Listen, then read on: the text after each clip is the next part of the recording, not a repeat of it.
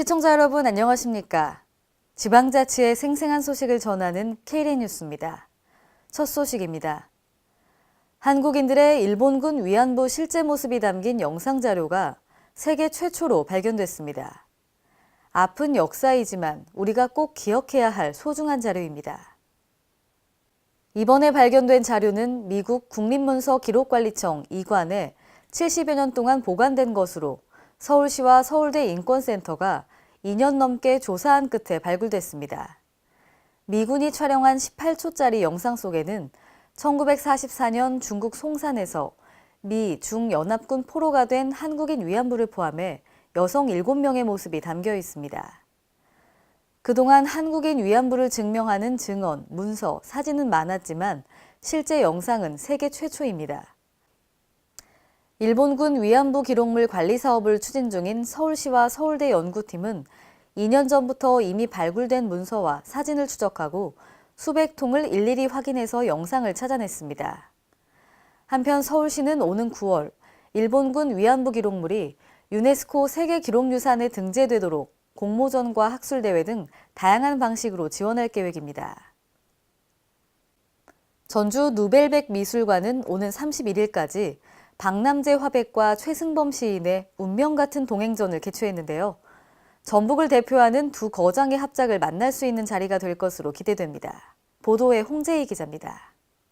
전북 전주에서는 구순을 바라보는 서로 다른 분야의 거장들이 우정으로 만나 시화전을 펼치고 있어 관람객의 관심을 끌고 있습니다. 전주 누벨백 미술관은 오는 31일까지 박남재 화백과 최승범 시인의 운명 같은 동행전을 개최해 미술계와 문학계에서 전북을 대표하는 두 거장의 합작을 만날 수 있는 자리를 마련했습니다. 이번 전시는 박남재 화백이 그림을 그리고 고와 최승범 시인이 자작시를 쓴 작품들로 수신가, 동화, 청매 등 총 20여 점이 선보입니다.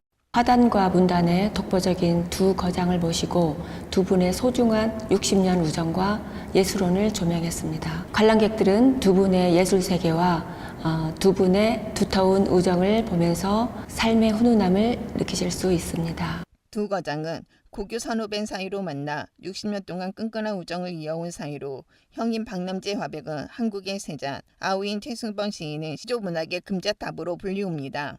원래 자연을 좋아해서 항시 자연을 떠나지 않고 그냥 자연을 찬미하는 의미에서 작업을 했다고 해도 틀림없을 거예요. 그렇게 평생을 작업을 하고 해왔고 앞으로도 역시 자연을 근거해서 작업을 할 것이고 한국의 세잔 박남재 화백은 한국을 대표하는 구상작가로 커다란 붓터치로 강렬하고 독창적인 색을 사용해 자연의 생명력을 함축적으로 표현합니다.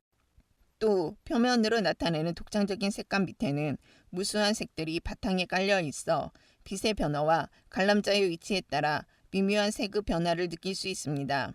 최승범 시인은 동화, 청매, 수심, 새신가 등 아련한 추억을 바탕으로 한 작품들로 우리의 정서가 배어있는 옛 시조를 현대적 운율로 표현합니다.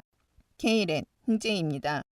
대전광역시는 제6기 예산참여주민위원회를 구성하고 위촉식을 가졌습니다.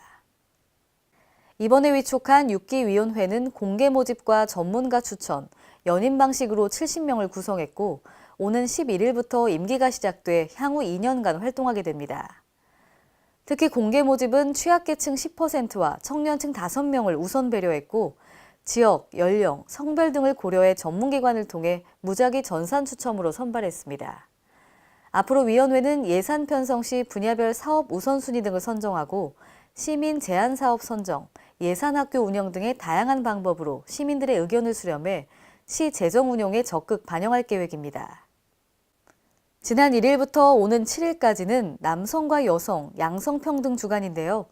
전북 남원시는 남원시 여성단체 협의회 주관으로 2017년 양성평등 주간 기념 행사를 개최했습니다.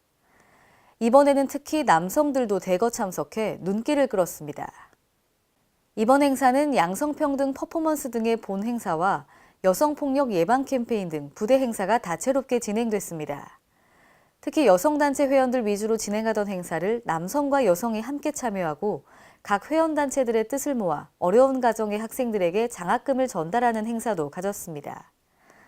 또 희망의 싹을 틔우다라는 주제로 전춘진 강사는 여성들에게 도전의식과 꿈을 가질 것을 제안해 많은 공감을 얻어냈습니다. 대전광역시가 지난 4일 시청에서 공기업과 출연기관 등 14개 기관이 참석한 가운데 2017 운영쇄신 추진 상황 보고회를 열었습니다. 이번 보고회는 공기업과 출연기관별 운영쇄신 이행 성과를 점검하고 앞으로 성과 확대를 위한 다짐의 자리로 마련됐습니다. 이날 보고를 통해 나타난 주요 성과를 보면 도시철도공사에서는 국가연구과제 수행을 통해 69억 원의 설비를 무상으로 지원받았고 마케팅공사와 문화재단 등은 24억 원의 국비를 확보하는 등 예산 절감과 수익 구조 개선에 노력한 점이 돋보였습니다. 또 14개 기관들이 500여 개의 일자리 제공과 청년기업 보증 등 대전형 청년정책 기틀을 마련했으며 4차 산업혁명과 연계한 미래형 신산업 발굴을 위한 전략 수립 등 운영 쇄신 방안을 마련해 추진 중입니다. 이상으로 KLN 뉴스를 마칩니다. 시청해주신 여러분 고맙습니다.